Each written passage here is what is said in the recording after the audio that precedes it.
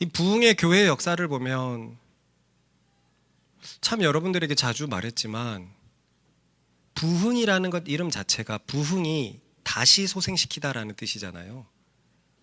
그렇다는 말은 원래 살아있다가 힘이 약했다가 다시 소생시키는 것을 부흥이라고 말하는데, 그렇게 따지면 우리나라는 아직 부흥이 오지는 않았던 거예요.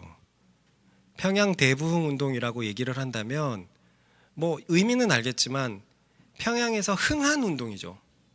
북한에서. 그리고 또 1978, 70년도, 80년도에 우리나라에서 이렇게 일어났던 그래서 10년 만에 예수 믿는 사람이 4배가 늘어난 것도 남한으로 보면은 처음 흥한 행동이에요. 그런데 희한하게 기독교가 들어간 곳마다 다 부흥이 있었어요. 희한하게 흥했다가 선진화되면서 타락했다가 더 큰 부흥이 항상 왔었어요. 그래서 제가 2000년도에 신대원에서 이렇게 배울 때 교수님이 초대교회사 교수님이었고 되게 아주 뜨거운 분이었어요. 이분이 밖에서 사역을 하다가 들어오셔갖고 이제 학자 같은 분이 아니라 목회자 같은 분이었어요. 그래서 매 예배, 매 수업 시간이 기도회 같은 부흥회 같은 느낌이 되었고 끝날 때는 막 10분씩 막 크게 기도하고 막 그랬었거든요. 그분이 적은 책이 평양 대부흥 그 책이란 말이에요. 그 책이 얼마나 뜨겁습니까? 그래서 레포트도 다 부흥에 관련된 그런 레포트를 내주시고 제가 그때 적었죠. 제가 있습니다. 그러면서 온갖 교만은 다 떨었습니다. 교수님을 알기 전부터 이 땅에는 부흥이 올 것을 알고 있었습니다. 왜냐? 교회 역사는 항상 이렇게 된다는 걸 미리 알고 있었기 때문에 저는 그 전부터 부흥을 위해서 기도하고 있었습니다. 사실 그분이 우리 담임 교수였어요. 그리고 저는 또 반장이었어요. 반장이어가지고 또 이렇게 얼굴도 더 알고 그랬던 교수님이었는데 저는 어느 순간부터 부흥 거리니까 뭐 이상하더라고요. 왜냐면 원래 부흥을 위해서 나만 기도했거든요. 우연찮게 알고 나서 나만 기도했는데 교회들이 다 부흥 그래서 왜 내 거 뺏어 가지? 막 이런 마음이 있어가지고 교수님한테 어떻게든 알려드렸는데 제가 그렇게 교만했었습니다. 그런데 저는 이 땅에 다시금 부흥이 올 거라고 믿습니다. 분명히 뭔가 흐름은 다른 거 확실히 있는 것 같아요. 큰 교회들은 무너지고 있고 세속적이고 세습이고 이런 부분 때문에 계속 흔들리는데 우리가 일반인들이 많이 접하는 건 그래도 연예인들이잖아요. 맞죠? 근데 연예인들 가운데서는 예수 믿는 사람이 계속 퍼져가고 있어요. 신기할 정도로 이 사람도 예수 믿었어? 하는, 물론 그들의 신앙을 이렇게 성경적으로 판단하기에는 영 이상하긴 합니다. 일반적인 신앙에서 크게 벗어나지 못했어요. 근데 가끔 보면 저 사람의 중심이 하나님이 없다고 말할 수 있을까라고 할 만한 막 언급들이 느껴져요. 이번 주에 놀랬던 건 이 박명수라는 사람이 계속 불신자로 있다가 갑자기 무슨 1분짜리 쇼츠에 내가 가지고 있는 재능은 다 하나님이 주신 것이지, 그분이 주신 것이지, 그분이 가져가시면 가져가실 거고 막 그런 고백을 하는 거예요. 그래서 어제 내가 그랬더니 조혜련 그분이 박미선을 전도했고 박미선이 박명수를 전도했고 뭐 이렇게를 그뿐만이 아니라 예수 믿는 사람들이 진짜 많아요.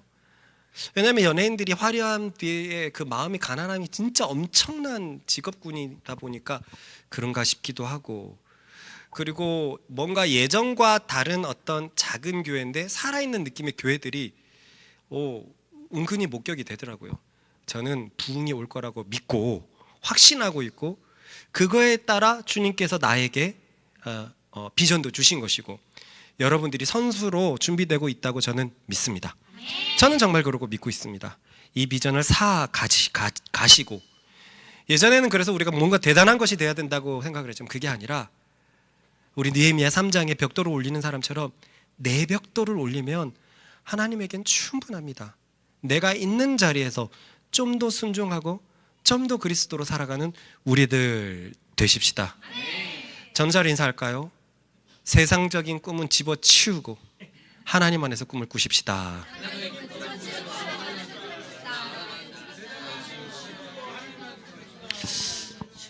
자, 잘 집중해 보십시다. 오늘부터 7장에 들어가는데 성경에서 가장 중요한 두 장이고요. 로마서 8장이 진짜 그리스도인의 그 특권과 지위, 권세가 다 부어져 있는데 그렇기 때문에 제일 감춰져 있는 성경이에요. 우리는 8장을 넘어가야 됩니다.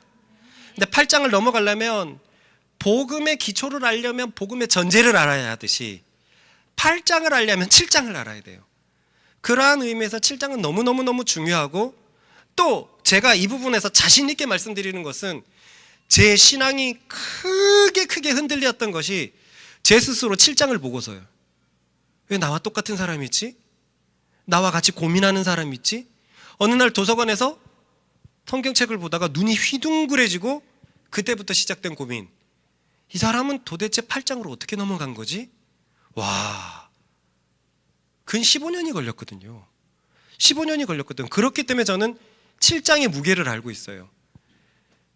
이런 마음에 따라 지혜와 계시가 부어져서 온유함으로 말씀을 받아들이고 또 10배의 지혜가 함께해서 하나님의 말씀이 들리는 은혜의 축복의 시간이 되기를 바랍니다.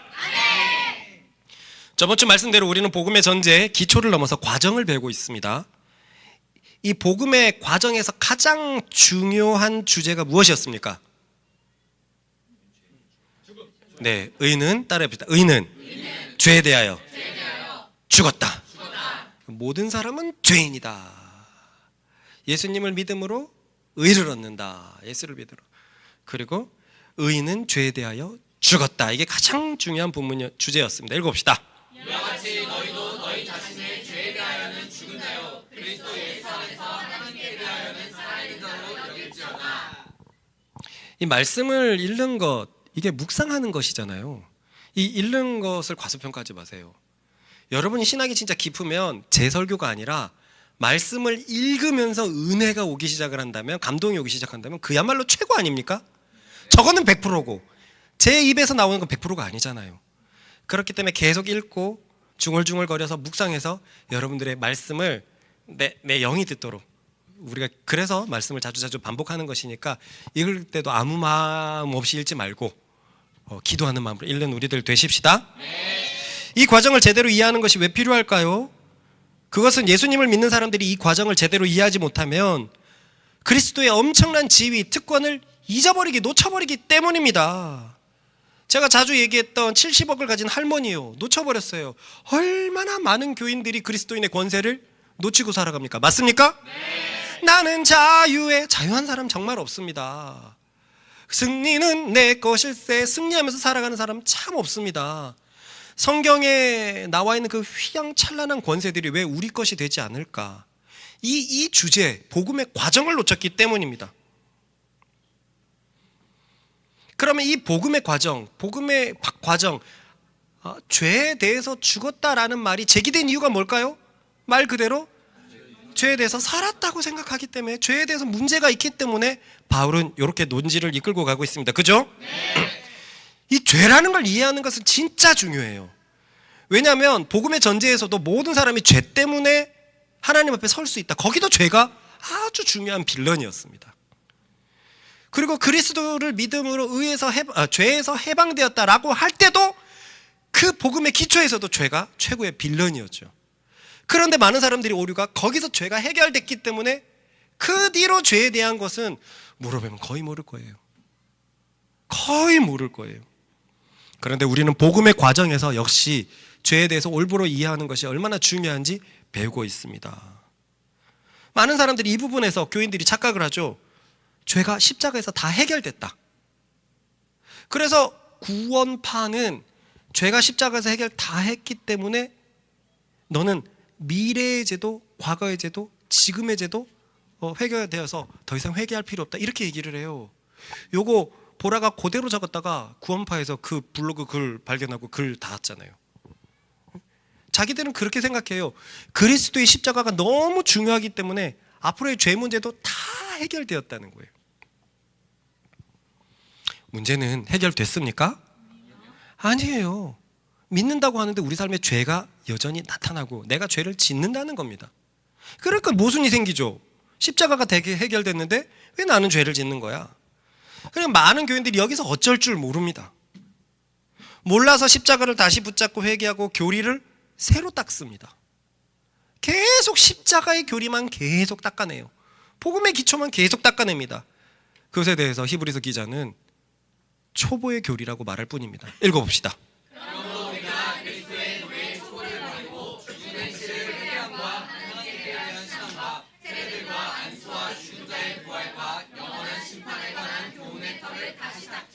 완전한 대로 나아갈지라. 그리스도도의 초보가 있다는 거예요. 그 초보가 회개를 하잖아요. 회개, 믿음, 회개. 처음 신앙할 때 시작했던 거, 이게 초보인데, 나는 다 해결되었다고 믿었는데 왜 자꾸 나는 정욕에 이끌려서 죄를 짓지? 그래서 나는 다시금 가갖고 또 회개합니다. 아주 자주 말했던, 그래서 번제단과 물두멍만 자꾸 왔다 갔다. 번제단에서 회개를 하죠. 내 죄를 짐승에게 옮겼습니다. 전가시켰어요. 그래서 그 짐승의 피를 가지고 물두멍에 가서 씻는데, 씻다 보니까 내 얼굴이 너무 더러워요. 진짜 깨끗하게 나를 반사하는 물통이거든요. 거울로 만들어졌거든요. 너무 더러우니까 이거 뭐야, 내가 이렇게 더러웠어? 하고 다시 가고 번제단에 가고 또 죽여요. 얼마나 많은 신앙인들이 번제단과 물통만 왔다 갔다 합니까? 완전한 데는 어디죠? 지성소예요. 우리는 지성소로 나아가는 신앙생활을 해야 합니다. 그런데 우리 계속 보고 있잖아요. 신약 서신들이 다 초보들을 향한 편지였어요. 얼마나 많은 교인들이, 그때도 사도들이 가르치는데도 초보라면 지금은 어떻겠습니까? 사도들이 가르친다고 해도요, 보기는 보아도 보지 못하고 듣기는 들어도 듣지 못한 이 메커니즘은 계속 돌아가는 거예요. 그냥 자기가 하나님 앞에서 진짜 겸손한 마음으로 나아가지 않는 이상 이 문제는 계속된단 말입니다. 그렇기 때문에 현대교회에서도 초보들이 얼마나 많습니까? 우리도 도대체 몇십 년 동안 초보로 산 겁니까? 회개하고 죄짓고 회개하고 죄짓고 회개하고 죄짓고 회개하고 죄짓고, 이런 반복 속에서 그리스도인의 승리를 도무지 찾을 수가 없죠. 그러니까 삶은 무겁습니다. 그리고 조심스러워요. 그죠? 조심스러워, 예민합니다. 그리고 패배감에 덮여 있어요. 정말 패배감에 덮여 있어요. 이런 교인들 참 많이 보지 않았습니까? 저는요, 과거에 연합할 때 진짜 많이 봤습니다. 연합한다고 하면은요, 각 교회에서 그래도 신앙 있는 사람들이 오잖아요. 우와, 여러 교회 연합하고 예배드린데 그럼 어중이 떠중이들이 거기 왜 갑니까? 신앙 있는 사람들이, 회장단들이 움직이고 하는데 거기 가서 봤을 때도 패배한 그리스도인들을 너무너무 봤어요. 이기고 싶어서 발버둥 치는데 막 깃발을 돌리고 막 그러는데 그 삶은 여지없이 무너져 있었어요. 저는 그때 늘 퀘스천을 가졌거든요. 그리스도인의 권세가 이게 단가? 왜 저렇게 삶이 무겁지? 왜 저렇게 맨날 울지? 문제는 이들이 훌륭한, 나름 일반교회에서 훌륭한 교인들이란 말이죠. 그럼 훌륭하지 않은 교인들은 어떻습니까? 죄에 대해서 가볍게 여기기 시작합니다. 십자가로 더 이상 나가지 않아요. 왜요? 나가도 똑같은데, 똑같으니까 더 이상 나가지 않습니다. 그걸 알아요. 그래서 이제 수련회 안 가고요, 갔다가 울면서도 생각해요. 나 똑같을 텐데, 또 똑같을 텐데. 그렇게 많은 교인들이 그리스도인의 자리에서 점점 물러가고 있어요. 이 모든 이유가 복음의 과정을 잘 몰라서 그랬던 거예요. 복음의 기초는 잘 알았어요. 예수를 믿어서 의에 이른다. 그런데 사실 이것은 복음의 기초도 잘 못 쌓았던 거예요. 복음의 기초라는 것 자체가, 우리가 무엇을 배웁니까? 예수께서 우리를 무엇으로부터 해방시키죠? 죄로부터 해방시킨다는 것을 배웁니다. 우리가 믿는 것은 예수 그리스도의 죽음으로 우리의 죄를 대신한 그리스도를 믿는 겁니다. 그렇기 때문에 복음의 기초에 이미 복음의 과정의 진리가 담겨져 있어요. 죄에 대해서 죽었다는 게 담겨져 있는데, 그래서 의인은 죄에 대해서 죽었다는 것, 이제는 하나님에 대해서 살았다는 것이 이미 복음의 기초 속에 복선을 팍 깔아놨는데, 그런데 사실 우리만 해도 복음의 과정을 얼마나 몰랐나요? 불과 몇 달 전만 해도 죄에 대해서 죽었다는 선언을 우린 저까지도 받아들이기 힘들어했잖아요. 와, 도대체 앞으로 무슨 진리가 있을까요? 진짜 몇 달 뒤에는 또 뭔가를 깨닫고 나서, 알고 나서, 야, 참, 그러나 이제 우리는 그 의미를 알고 있죠. 죄에 대해서 죽었다는 이 진리에 대한 중요성도 알고 있습니다. 이것을 모르면 그리스도로 살아가는데 치명적인 문제를 가지고 살아간다는 것을 우리가 이젠 깨닫고 있습니다. 그렇기 때문에 이제는 우리는 복음의 기초에서 복음의 과정으로 나아가십시다. 그래서 그리스도인이라는 존재가 도대체 어떤 존재인지 받아들이고 마음을 열고 듣고 경청하시고 겸손함으로 받아들이는 우리들 되십시다.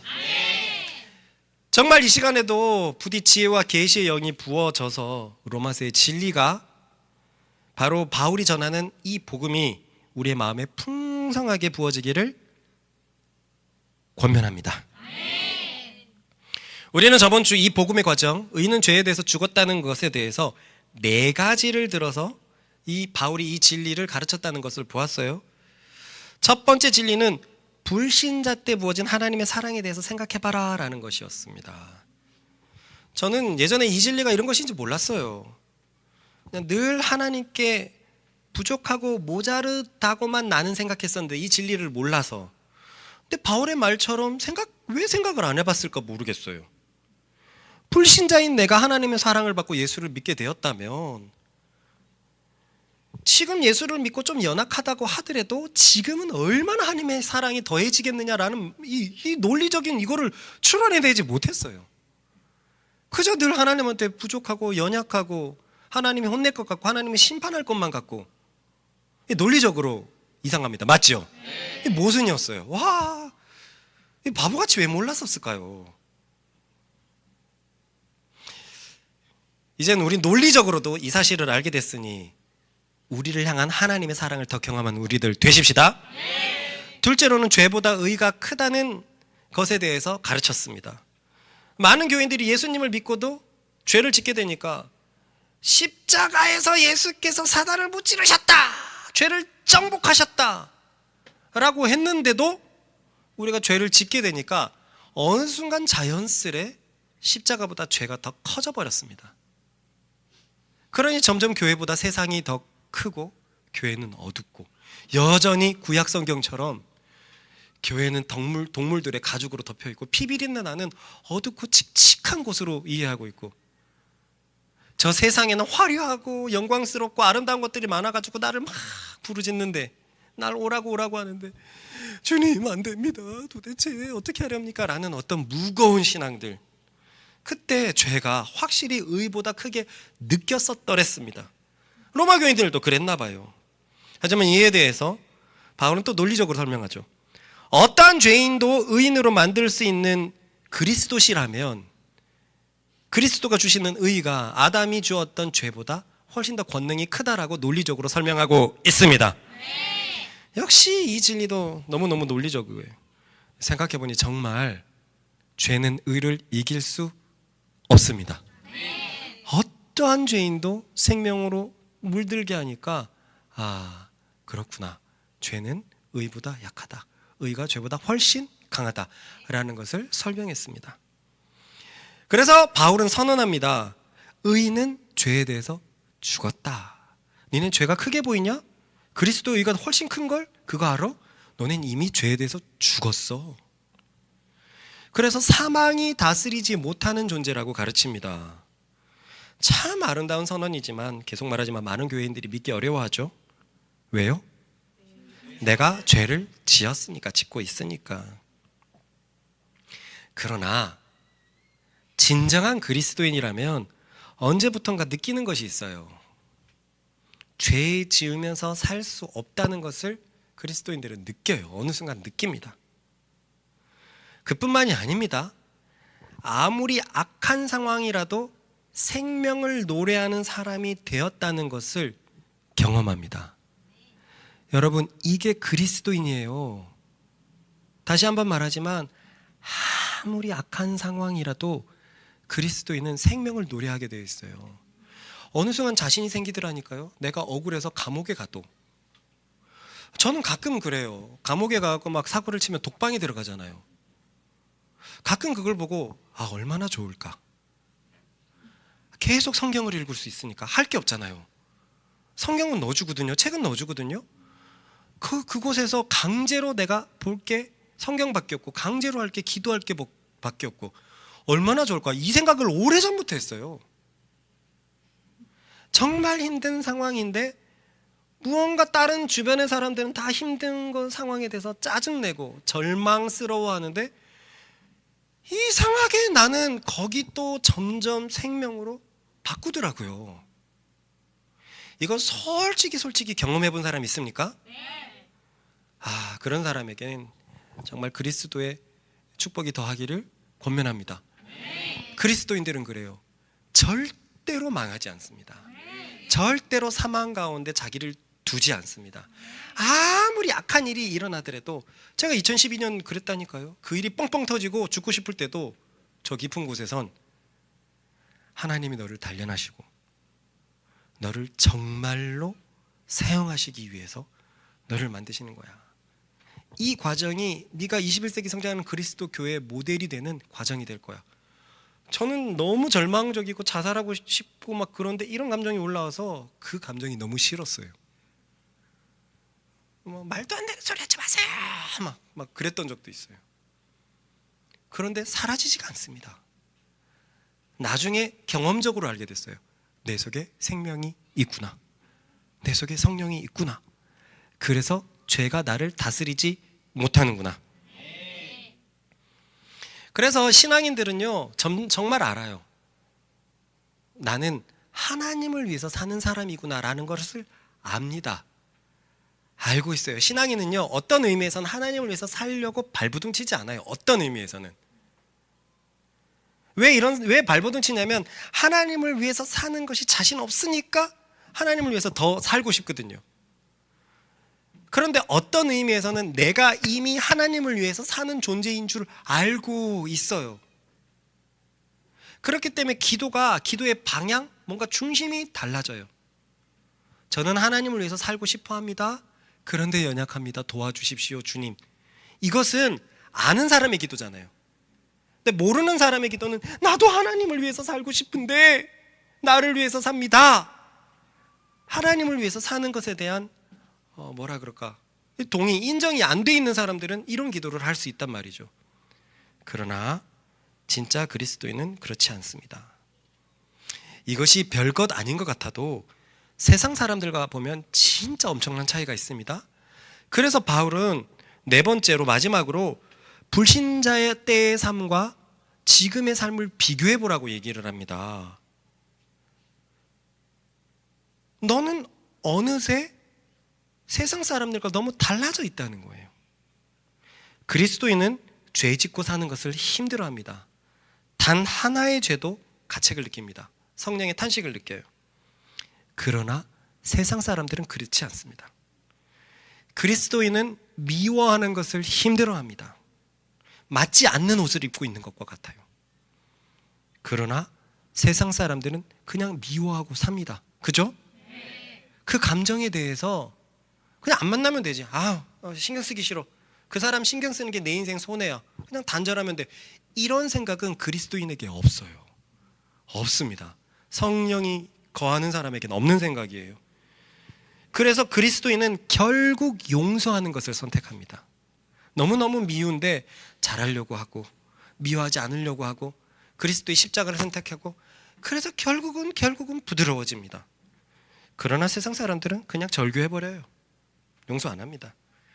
그리고 아까 말한 대로 그리스도인은 어떤 상황에서도 소망을 노래합니다. 그러나요 불신자들은요 좋은 상황에서도 절망이 찾아올 것을 두려워합니다.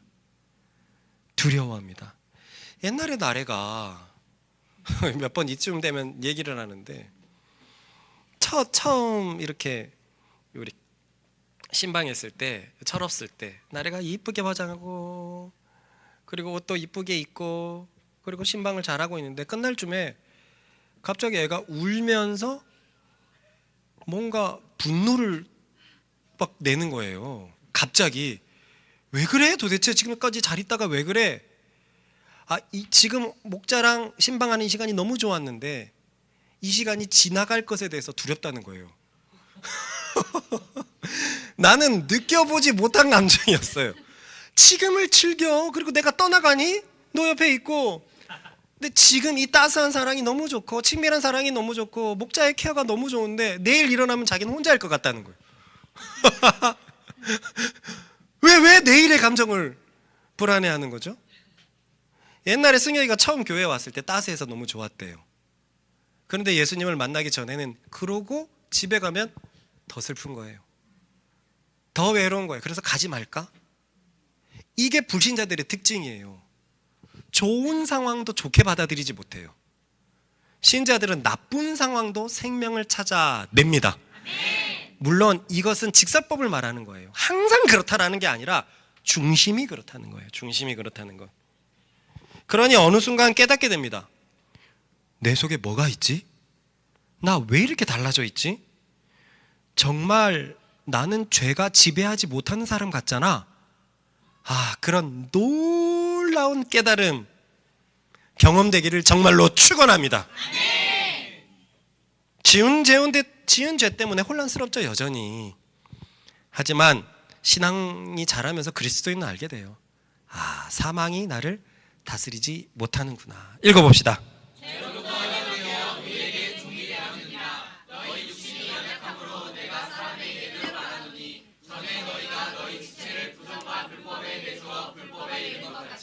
이제는 너희 지체를 의에게 종으로 내주어 거룩하게 이르라. 자, 이것을 한번 정리해 봅시다. 좀 긴 호흡이 될 텐데 잘 따라 보세요. 태화는 지금 예수님을 믿고 있으면서도 짓는 죄 때문에 괴롭습니다. 저는 수십 년 동안 괴로웠으니까요. 어느 정도 괴롭냐면 가끔 구원이 흔들릴 정도예요. 내가 예수 믿는 사람이 맞나? 맞다면 이럴 수가 있나? 그도 그럴 것이 예수님을 믿어서 죄에서 해방되었다고 하는데 자신은 전혀 해방된 것 같이 느껴지지 않기 때문입니다. 그때 바울이 논리적으로 하나씩 가르쳐 줍니다. 태화야, 너는 어떻게 예수님을 믿게 되었지? 친구의 전도를 받아서 교회를 다니다가 하나님의 사랑을 자연스럽게 알게 되어서 믿게 되었어요. 그래, 그렇다면 불신자였을 때 하나님의 사랑이 너에게 전해졌다면 너가 비록 온전하지는 않은 신자라고 해도 지금은 얼마나 더 사랑하시겠니? 그렇지? 네, 하나님의 사랑이 불신자 때보다 지금 더 크다는 것은 알겠어요. 그런데도 나는 왜 여전히 죄를 짓죠? 저는 죄로부터 해방된 사람이 아닌가요? 죄가 십자가보다 더 능력이 큰 것처럼 느껴져요. 아니야, 생각해봐. 죄가 더 크다면 죄인인 너가 어떻게 예수님을 믿을 수 있었겠니? 저기 차제를 봐. 불신자 때 더 죄인이, 너보다 더 죄인이었던 사람도 십자가가 새롭게 했잖아. 너가 지금 지은 죄 때문에 죄가 크게 느껴져서 그렇지 논리적으로 생각해봐도 의가 더 크지 않니? 어떠한 죄도 그리스도의 의가 해결하시니 말이야. 알겠어요. 신자가 된 지금 하나님의 사랑이 더 크다는 것도 알겠어요. 그리고 죄보다 의가 능력이 더 크다는 것도 이제 알겠어요. 죄인이었던 제가 예수님을 믿는다는 자체가 이미 의의 승리이니까요. 그런데 저는 대체 왜 죄를 짓냐고요. 저는 하나님을 위해서 살고 싶은데 점점 자신이 없어져요. 저는 틀린 것 같아요. 태아가 지은 죄 때문에 괴롭구나. 맞아, 죄는 항상 너를 괴롭게 하지. 죄는 사망을 가져다 주니까. 그런데 태화야, 잘 생각해보렴. 너가 죄를 지었다고는 하지만 그렇다고 죄를 위해서 살고 싶은 것이니? 그것은 아니에요. 전혀 그러고 싶지 않아요. 하지만 저는 가끔 그냥 죄를 지어요. 그렇다면 태화야, 죄가 지금 너를 지배하는 것은 아니구나. 그렇지? 네, 맞아요. 그렇게까지 말할 수는 없어요. 그럼 태화의 마음을 정말 지배하는 것은 무엇일까? 넌 정말 무엇을 위해서 살고 싶은 것이니? 저야 당연히 이제는 하나님을 위해서 살고 싶죠. 저를 위해서 아들을 주신 것을 믿거든요. 그럼 태화야, 너의 마음을 지배하는 것은 하나님이시구나. 그렇지? 네. 하지만 저는 죄를 짓는걸요? 태화야, 잘 들어봐. 그리스도께서 너를 너의 죄의 책임으로 해방시키셨지만 그것이 실제하는 죄 자체를 없애버린 것은 아니야. 세상을 봐봐. 얼마나 많은 죄가 범람하니 죄는 여전히 실제해. 그 죄가 하는 일이 무엇이니? 불신자들을 지배하는 것이고 신자들에게 영향을 주는 것이야. 왜냐하면 죄가 신자들을 지배할 수는 없으니까. 그래서 그만 신자들이 정욕에 이끌려서 죄를 짓게 되는 것이야. 하지만 죄가 할 수 있는 것은 여기까지란다. 너에게 영향을 주어서 죄를 가끔 짓게 할 수는 있지만 이제는 너를 절대로 지배할 수 없어. 왜냐하면 죄보다 훨씬 큰 의의 권능이 너를 지배하시니까. 그 증거로 이제는 너가 진심으로 하나님을 원하잖아. 태화야, 예전 불신자 때의 삶을 생각해 보렴. 너를 괴롭히는 아이에 대해서 어떤 마음을 먹었었니? 죽여버려야겠다 라고 생각했어요. 그럼 지금은 어떤 마음이니? 그냥 그 아이가 불쌍하고요. 할 수 있다면 친해져서 예수님을 믿게 하고 싶어요. 그래, 이것이 죄가 너를 지배하지 못하는 증거이고 의가 너를 지배하는 증거란다. 너가 바로 하나님의 사람이라는 증거이고 여전히, 아니 예전보다 더 큰 하나님의 사랑을 받고 있다는 증거이고 죄가 이기지 못하는 사람, 의가 지배하는 사람이라는 증거란다. 태화야, 너는 불신자 때로 돌아가고 싶니? 아니요, 절대로 그때는 돌아가고 싶지 않아요. 그때는 소망이 정말 없었어요. 늘 불안하고요, 늘 쫓겼어요. 그런데 지금은 아니에요. 저는 소망을 가지고 살아가고 있으니까요. 그래, 태화야, 너가 말하는 하나하나가 이제 너가 하나님의 자녀가 되었다는 증거란다. 비록 마음이 연약하여, 신앙이 연약하여 죄의 영향을 받아 죄를 지을 수는 있지만 그것은 너에게 죄가 영향을 준 것이지 죄가 너를 다스리지는 못하는 것이야. 할렐루야. 아멘. 읽어보십시다. 시작. 제가 너희를 주장하지 못하리니 이는 너희가 법 아래 있지 아니하고 은혜 아래 있습니다. 길게 적었지만 픽션이 절대로 아닙니다. 바울의 4가지 가르침에 따라서 제가 실제 겪었던 감정들을 적었어요. 우리가 믿는 복음이 이렇게 큰 일을 했습니다. 우리를 죄로부터 구원해서 이제는 비록 영향은 받더라도 죄로부터 멀어진 사람, 정복될 수 없는 사람이 되게 하셨습니다. 하지만 이쯤에서 정말로 조심해야 할 사실이 있습니다. 내가 죄의 영향은 받을 수밖에 없구나 라는 생각으로 죄에 대해서 문 열어주는 거예요. 그렇죠? 죄를 그럼 은혜를 더하게 하려고 죄를 짓자! 이런 사람이 그 당시에 있었단 말이에요. 이런 마음이 있다면 절대로 기억해야 할 사실이 있습니다. 참다운 그리스도인은 어떤 죄라도 심상히 가볍게 여기지 못한다는 거예요. 그러니 이런 생각을 한다면 예수님을 마음으로 받아들여지지 못했다는 증거일 뿐입니다. 그렇다면 이런 사람들은 자신의 삶 속에서 하나님의 은혜 아래 있다는 증거를 찾아내야 합니다. 하나님의 순종하는 그 증거 말입니다. 왜냐하면 은혜 아래 있는 자들은 거룩한 삶의 증거를 갖고 있기 때문입니다.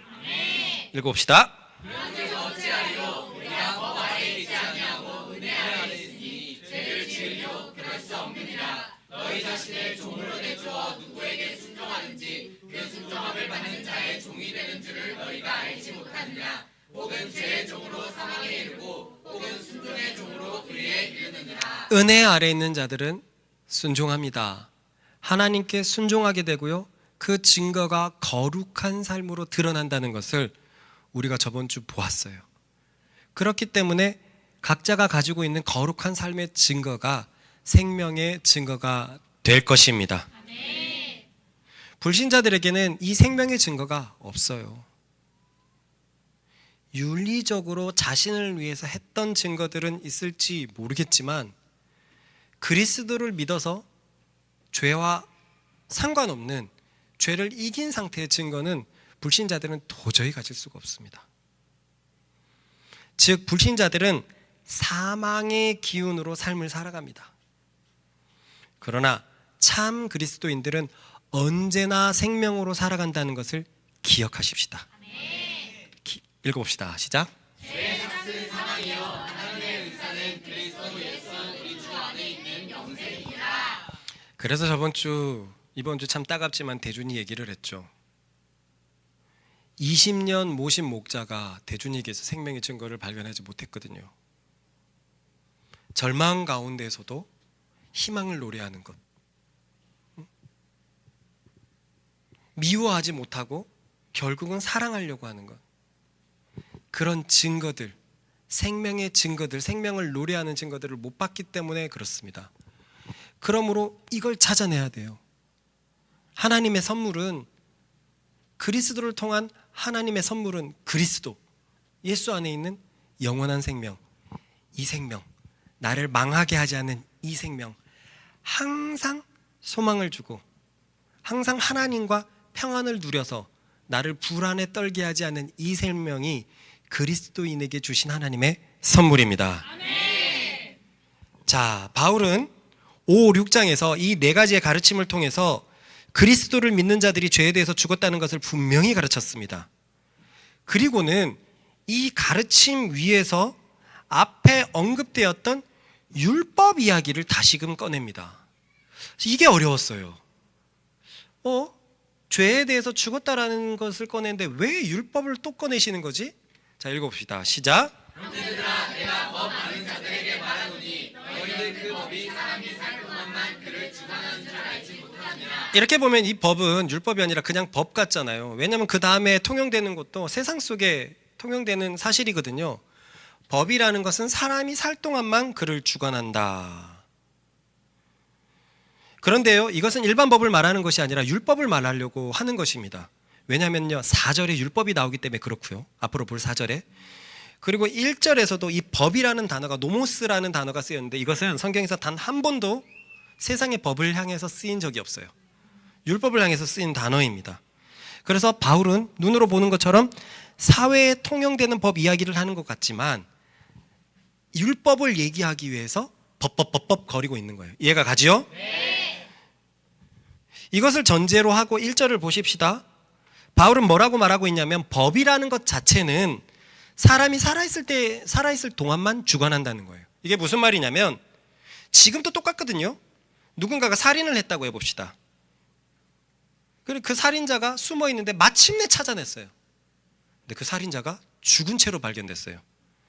그렇다면 그 살인자를 처벌할 항목이 없습니다. 그죠? 뭐 안타깝게도 죽어버려가지고 뭘 어떻게 할 수가 없어요. 뭐 연좌제로 자식을 뭘 그렇게 하고, 이건 옛날 법도 그렇고 현대법에서도 거의 금지가 되고 있어요. 끝나버렸어요. 지금 그 얘기를 하는 거예요. 법은 사람이 살아있을 동안만 주관한다는 거예요. 이해가 가시죠? 네. 이 사실을 어떻게 설명하냐면 바울은 사별과 재혼으로 설명합니다.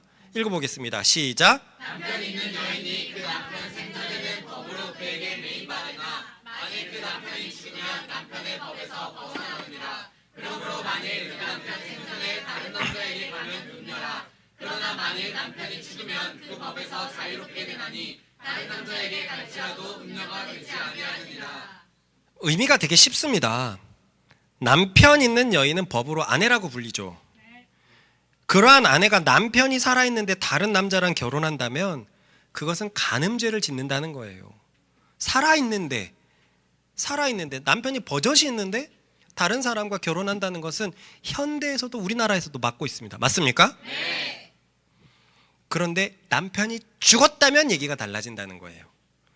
남편이 죽으면 아내는 부부의 법에 대해서 자유하게 됩니다. 그죠? 네. 그래서 다른 남자랑 결혼해도 음란한 여인의 취급을 받을 수가 없습니다. 이해가 가지요? 네. 그러면 바울은 지금까지 의인이 죄에 대해서 죽었다는 것을 말하다가 갑자기 왜 법이 사람이 살아있을 때만 주관한다라는 얘기를 꺼내는 것일까요? 그것은 다음 4절을 말하기 위함입니다. 읽어봅시다. 시작. 그러므로 내 형제들아, 너희도 그리스도의 몸으로 말미암아 율법에 대하여 죽임을 당하였으니 이는 다른 이 곧 죽은 자 가운데서 살아나신 이에게 가서 우리가 하나님을 위하여 열매를 맺게 하려 합니다. 4절의 의미는 이렇습니다. 4절만의 의미는 그리스도를 믿는 너희는 율법에 대하여 죽임을 당했다. 그래서 이제 너희는 자유인의 신분이 되었고, 그러니 너희는 너희를 자유케 한 그리스도에게 가서 하나님을 위한 열매를 맺는 자들이 되어라 라는 거예요. 자, 보십시다. 첫째 남편이 죽었어요. 그래서 이 여인이 새롭게 결혼할 수 있습니까? 네. 바울은 4절에서 뭐라고 얘기하냐면 율법에 대해서 너희가 죽었다는 거예요. 죽었으니 법이 더 이상 너에게 영향을 끼칠 수 없으니 너는 새 남편인 그리스도에게 가서 하나님에 대한 열매를 맺어라 라고 하는 겁니다. 이해가 가시죠? 네. 그러나 사실 앞에서 본 2, 3절과 4절의 대조는 문법적으로 매끄럽지가 않아요. 왜냐하면 2, 3절에서 앞에서 죽은 사람 누굽니까? 전 남편이죠. 전 남편이 죽었죠. 맞습니까? 근데 4절에서 누가 죽습니까? 내가 죽어요. 내가 죽어요. 내가 죽는 겁니다. 그죠? 그러니까 2, 3절에서 전 남편이 죽었다면 4절에서는 율법이 죽어야 돼요. 율법이 지금 전 남편으로 나오기 때문에. 그런데 지금 바울은 율법이 죽었다고 말하는 게 아니라 율법이 다하여 너희가 죽임을 당했다. 죽었다, 죽임을 당했다라는 표현을 쓰고 있습니다. 이 죽임을 당했다라는 것도 감동이에요. 니네가 한 것 없이 너네 자연스럽게 죽임을 당해서 율법에 대해서 해방되었다. 이 얘기를 여기서 요렇게 넣고 있는 겁니다. 그럼 바울이 잘못 대조를 하고 있는 걸까요? 그래서 어떤 문법학자들은 이런 바울을 싫어합니다. 바울은 문법적 능력이 떨어진다 이렇게 얘기하는 사람들도 있어요. 멍청한 놈들. 바울은 등장인물을 정확히 대조시키려는 것이 목적이 아니에요. 바울의 목적은 죽으면 법에 해방된다라는 것을 알리는 것이 목적입니다. 그래서 1절에 이 이야기를 했던 거예요. 다시 읽어볼까요? 시작. 형제들아 내가 법 아는 자들에게 말하노니 너희는 그 법이 사람이 살 동안만 그를 주관하는 줄 알지 못하느냐. 이 사실이 목적이기 때문에 4절의 정확한 대전은 사실 필요가 없습니다. 이해가 가죠? 네. 2, 3절에서 여자가 전 남편이 죽어가지고 새 남편을 만나는 거 오케이, 문제 없어. 4절에서는 율법에 대해서 네가 죽었으니까 율법이 너에 대해서 이제 어떻게 할 수 없어. 오케이. 사람의 법도 살아있을 때만 영향을 받는데, 지배당하는데 네가 율법에 대해서 죽어버렸으니까 넌 그리스도의 몸으로 죽임을 당했으니까 새롭게 살아났으니까 율법과 상관이 없어. 오케이. 요 얘기를 하는 겁니다. 그럼 대관절 죄에 대해서 죽었다라고 가르치는 바울은 갑자기 왜 법은 살아있는 사람만 주관한다라는 것을 말하고 있을까요? 여기서 7, 8장의 가장 중요한 주제가 드러나는데, 아니 그 로마서 전체에서 가장 중요한 주제인데 그것은 따라해 봅시다. 죄에 대하여 죽은 사람은 율법에 대해서도 죽은 사람이다. 읽어봅시다. 시작. 그러므로 내 형제들아 너희도 그리스도의 몸으로 말미암아 율법에 대하여 죽임을 당하였으니. 이 문장을 자세히 보면은요 조금 이해가 안 가요. 갑자기 율법을 집어넣는 게 이해가 안 갑니다. 뭐가 들어가면 딱 맞습니까? 죄가 들어가면 딱 맞습니다. 한번 죄로 읽어볼까요? 시작.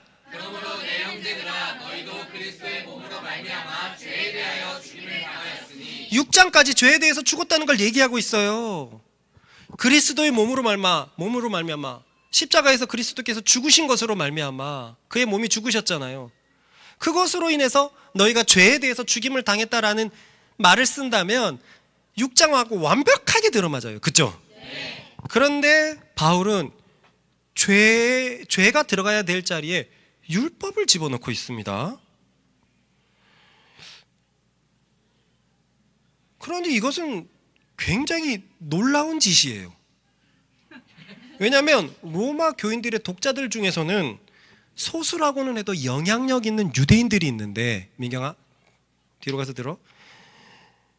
소수라고는 해도 영향력 있는 유대인들이 있는데 그들이 계속 이렇게 잘 듣다가 응? 내가 잘못 들었나? 그리스도의 몸으로 말미암아 율법에 대해서 죽었다고? 에이, 잘못 들었을 거야. 죄에 대해서 죽었다라고 했어야 될 텐데 읽는 사람이 급하게 읽고 있거나, 정말 그렇다면 바울이 잘못 적었을 거야. 여러분들도 묵상해서 보면 오타 종종 발견하죠? 딱 알잖아요. 아, 이건 큰님이 잘못 적었다. 그랬을 거야. 그런데 연속해서 읽어주는 다음 구절을 보니 유대인들은 이렇게 생각할 수가 없었습니다. 읽어봅시다. 시작. 우리가 육신에 있을 때에는 이제는 율법으로 말미암는 죄의 정욕이 우리 지체 중에 역사하여 우리로 사망을 위하여 열매를 맺게 하였더니 바울은 더한 소리를 하고 있습니다. 율법에 대하여 죽었다라고 말하더니 5절에서는 율법으로 말미암는 죄의 정욕이라고 얘기를 하고 있어요. 죄의 정욕이 한마디로 율법 때문에 일어난다는 거예요. 여기서 정욕이라는 단어가 고난이라는 단어예요. 죄로 인해서 계속 고난스러운 과정, 그걸 정욕. 이건 8장에 가서 또 풉니다. 유대인에게 율법은요, 죄를 억제하는 수단이자 장치였어요. 유대인들은요, 율법 때문에 죄 문제를 해결할 수 있다라고 생각합니다. 그런데요, 바울은 유대인들의 논리를 정면으로 대적하고 있어요. 율법이야말로 죄의 정욕을 일으키는 장치라고 말하고 있습니다. 와. 율법으로 말미암는 죄의 정욕이. 그래서 그 율법이 어떻게 했답니까? 우리 중에 역사하여 사망을 위해서 열매를 맺겠다. 무슨 소리냐? 성경 안 읽어봤냐? 이 율법책을 내 입에서 떠나지 말게 하며 네가 그 율법책대로 살 때 생명을 누릴 거라고 얘기했는데 무슨 소리를 하느냐? 저 다윗이 저 율법을 그렇게 알고 싶어 했는데 도대체 무슨 소리를 하느냐? 율법은 생명을 위한 도구이지 어떻게 사망을 위한 도구라고? 죄의 정욕을 위한 도구라고 말하고 있느냐? 와, 이것은 어떻게 생각해야 될까요? 유대인 입장에서. 앞에서 바울이 유대인을 호통칠 때는 그래도 받아들일 만했습니다. 왜냐하면 정말 껄끄러웠지만 그때는요, 불신자들의 죄도 얘기하고 유대인들의 죄도 얘기했기 때문에 그냥 받아들이긴 쉽지 않았지만, 그래, 죄도 문제 나도 문제라고 하니까 받아들일 수 있었어요. 그런데 지금은 도저히 받아들일 수 없습니다. 그런데 이때 이들의 머리에 싹 스쳐갈까요? 스쳐갈 게 있을 거예요. 아, 맞아, 앞에서부터 이상한 내용이 갑자기 하나씩 있었어. 뭐야, 바울? 한번 보십시다. 시작. 율법이 들어온 것은 범죄를 더하게 하려 함이라. 그러나 죄가 더한 곳에 은혜가 더욱 넘쳤나니 죄가 너희를 주장하지 못하리니 이는 너희가 율법 아래 있지 아니하고 은혜 아래에 있음이라. 우리가 앞에서 이거 봤지만 이 윗구절 하나도 필요 없어요. 그 5장 문맥에서 하나도 필요 없어요. 이 문맥이 뭐냐면 죄보다 의가 크다고 하는 그 문맥입니다.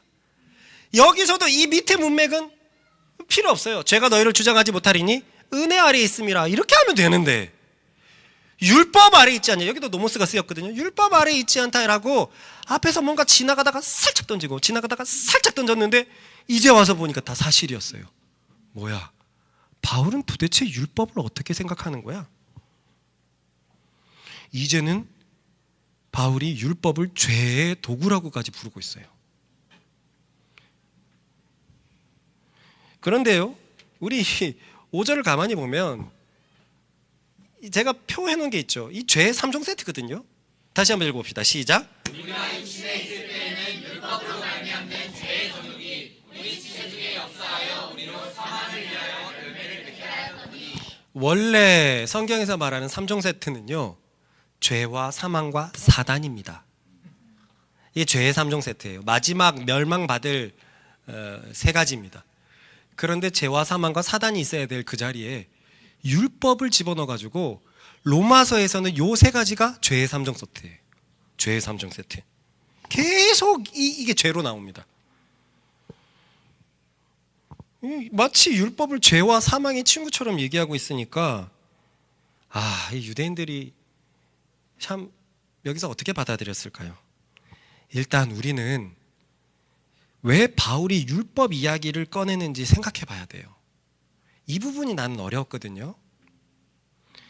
왜냐하면 아무리 중요한 진리라고 하더라도 율법은 유대인들을 향한 것이기 때문에 지금 로마 교회의 유대인들은 소수로 있단 말이죠. 그 소수에게 제대로 가르치기 위해서 다시 율법 얘기를 끄집어내는 것은 뭔가 껄끄럽게 느껴졌습니다. 이해가 갑니까? 네. 따로 로마 교회 안에 있는 유대인들에게 보내는 편지면 몰라도 지금 앞에서도 보면은요, 모든 사람이 죄인이라는 것, 모든 사람이 예수를 믿고 의인이 되는 것, 그래서 아무도 차별이 없다라고 얘기를 하고 있어요. 그죠? 그리고 나서 복음의 과정, 죄에 대해서 죽었다라는 과정도 율법과 불신자와 신자들을 분리해 놓고 있지 않았습니다. 그런데 죄에 대해서 죽었다고 마치고 나서 마치 유대인들을 위해서 할 말이 있다, 내가 이 말을 기다렸다 라고 하기에는 저는 이 부분이 영 맞지 않다는 거예요.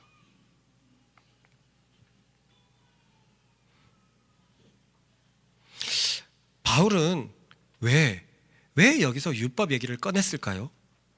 그것은 앞으로 밝힐 가장 중요한 논지 때문입니다. 이 로마서에서 가장 중요한 진리가 바로 이것이거든요.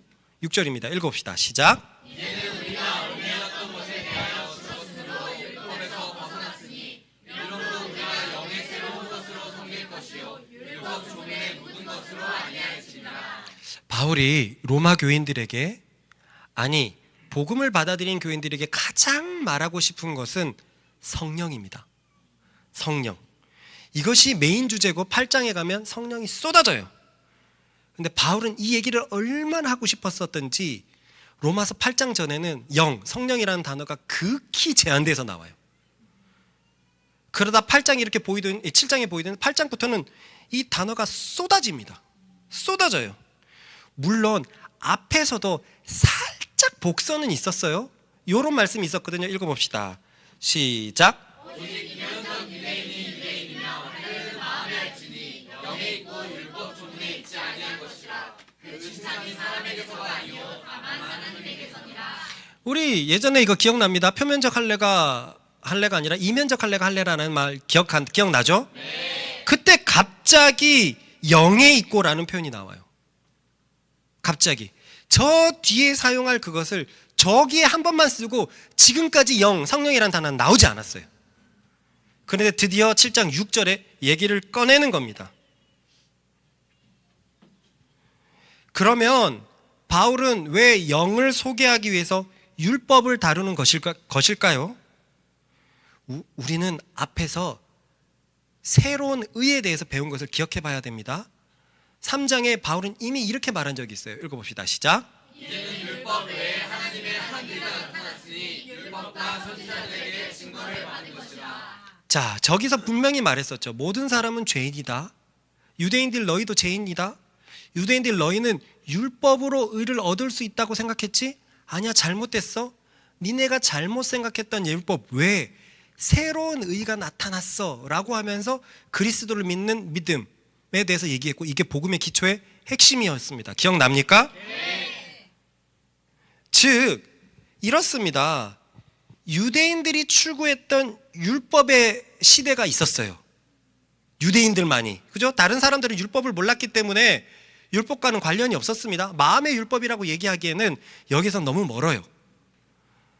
그러니까 유대인들만의 율법의 시대가 있었고 그들은 그걸로 의를 얻을 수 있을 거라고 생각했습니다. 그런데 바울이 이제 말하려는 것은 그리스도를 통해서 새로운 시대가 왔는데 그 시대는 율법의 시대가 아니라 성령의 시대라는 거예요. 그래서 성령의 시대를 소개하기 위해서, 새 언약의 시대를 소개하기 위해서 부득불 율법의 시대에 대해서 얘기할 필요가 있었습니다. 무슨 말이냐면요, 어떤 사람은 이렇게 생각할지도 모르겠어요.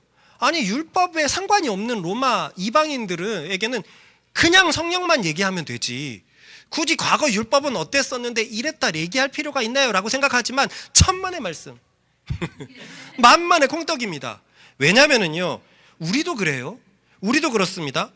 이제 지금 들어와가지고 열심히 막 이제는 4년차가 된 의진이 얘기는 과거의 얘기가 아무 소용없는 얘기입니까? 지금의 말씀 사랑이 있기 위해서 과거가 어떻게 왔다는 것은 지금의 말씀 사랑을 이해하는데 굉장히 도움이 됩니다. 맞습니까? 네. 그래요. 그래서 유진이는 여전히 옛날 얘기를 들을 때 와, 그럴 때가 있구나 하면서 지금과 연결을 시켜요. 마찬가지로 그리스도가 가져온 성령의 시대를 제대로 이해하기 위해서는 왜 성령의 시대가 필요했던 것인지, 왜 그 전에 하나님이 주신 율법으로는 부족했던 것인지, 그 시대는 무엇이었는 건지를 명확하게 보여줄 필요가 있었습니다. 그러므로 이것은 유대인들에게 더 친숙한 얘기기는 하지만 유대인들을 위해서 얘기하는 것이 아니라 복음을 받아들이는 모든 사람들에게 유대인들이라는 모델을 통해서 두 시대를 비교해보고 왜 그리스도의 시대, 성령의 시대가 왔는지를 설명하기 위해서 율법 얘기를 꺼내는 거예요. 아직 그런데 지금까지는 우리는 그러면 왜 율법이 죄의 도구가 된 것입니까에 대한 설명은 못 들었죠. 이게 이제 다음 주부터 나오는 7장의 핵심 주제인 겁니다. 아니 어떻게 죄와 율법을 같은 것으로 놓을 수 있어? 어떻게 하나님이 주신 율법이 죄의 도구, 사망의 열매를 맺는 장치라고 얘기할 수 있어? 그것은 앞으로 풀어갈 거예요. 풀어갈 거고, 이 6절에서 본 것처럼 이것, 그래서 영에 있는 6절에서 보는 것처럼 이 영의 새로운 것에 대해서는 8장이 설명을 하고요, 율법 조문에 묵은 것이 7장의 설명이 될 것입니다. 무슨 논지인지 이해가 가시죠? 네. 말씀을 정리하면서요, 사실 이 7장 1절에서 6절은 앞으로의 중요한 논지의 인사말 정도 되는 그런 것이기 때문에 여기서 딱히 생각해 봐야 될 바는 없습니다. 그러나 이 안에서도 바울이 앞에서부터 계속 강조하고 반복하는 바가 있어요. 이것을 한번 읽어보겠습니다. 시작.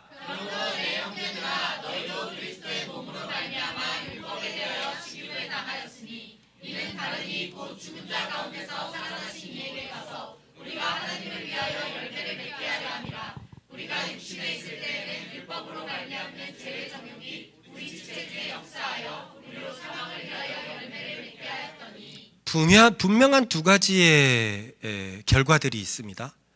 이 가운데 소개되어 있는 것의 의미는 앞으로 우리가 살펴볼 텐데, 분명한 결과들은 예수님을 믿는 사람들은 하나님을 위하여 열매를 맺는다는 것이고요, 그리고 육신에 있을 때, 즉 불신자 때는 사망을 위해서 열매를 맺는다는 거예요. 이거는 우리가 최근에 본 은혜와 순종, 거룩과 의의 도구, 분리의 도구에서도 나오지만 저 앞에 2장으로도 가면 계속 육신을 따르는 자는 이렇게 되고 영을 따르는, 이건 8장에서도 나오는 거고요, 2장에서도 이런 말씀들이 있습니다. 생명과 평안으로, 기억납니까? 2장 3장에서 보면 말씀이 어떻게 되더라? 우리가 그 부분을 한번 찾아봅시다. 그냥 넘어가지 말고 한번 찾아보겠습니다.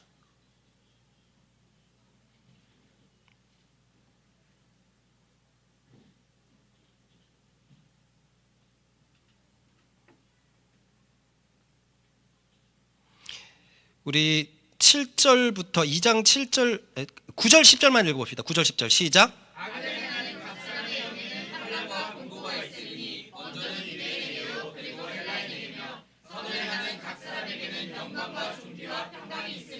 먼저는 유대인에게요 그리고 헬라인에게라. 6절부터 8절까지도 읽어봅시다. 시작. 하나님께서 각 사람에게 그 행함대로 보응하시되 참고 선을 행하여 영광과 존귀와 썩지 아니함을 구하는 자에게는 영생으로 하시고 오직 강을 지어 진리를 따르지 아니하고 불의를 따르는 자에게는 진노와 분노로 하시리라. 그러니 앞에서부터 이 진리는 계속되고 있어요.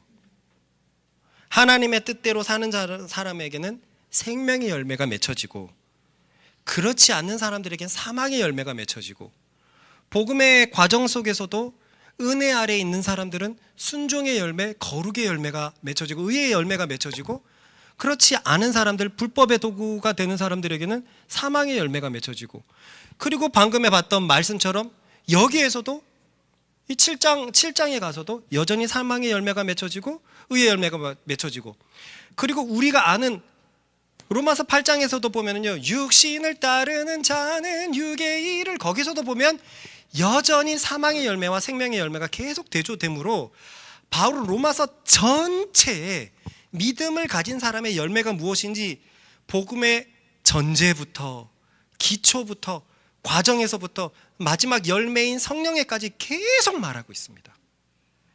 그러니 우리가 최근에 고민하는 바대로 우리의 삶을 절대로 가볍게 보는 어떤 그런 시선에서 항상 주의하는 우리들 되었으면 좋겠습니다. 그리스도인의 죄에 대해서 죽었습니다. 사망으로 살아갈 수 없습니다. 사망의 기운이 영향을 줄 수는 있지만 그 사망 속에서 살아갈 수 없습니다. 뿐만이 아닙니다. 그 반대가 그대로입니다. 그리스도인은 생명의 존재입니다. 생명을 계속 얘기합니다. 이게 그리스도인이라는 존재고, 당신이 그리스도인이라면 이 증거를 드러내야 됩니다. 담비 얘기를 했었죠. 오빠랑 같이 살게 되면 최소 8대 2의 일을 하게 되는데 어느 동생이 이걸 좋아할까요? 정말 싫어하겠죠.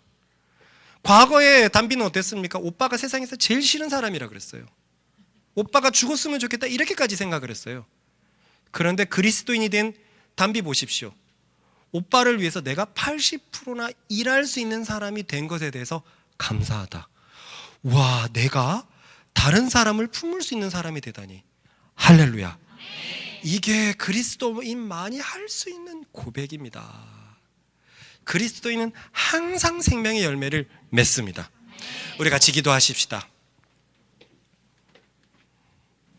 주님, 내가 은혜 아래 있다면, 주님, 내가 의의 종이라면 생명의 열매를 늘 허락하여 주십시오. 주님, 내가 죄에 대해서 영향을 받을 수는 있으나 죄가 절대로 주장할 수 없다는 그 증거, 그 삶의 증거를 내게서 찾아 주십시오. 내가 이 말씀을 정말 받아들인다면 움직이게 하시고 실천되게 하여 주십시오. 주님, 나를 속이지 않도록 하여 주십시오. 주여, 한번 힘껏 외치면서 기도합니다. 주여!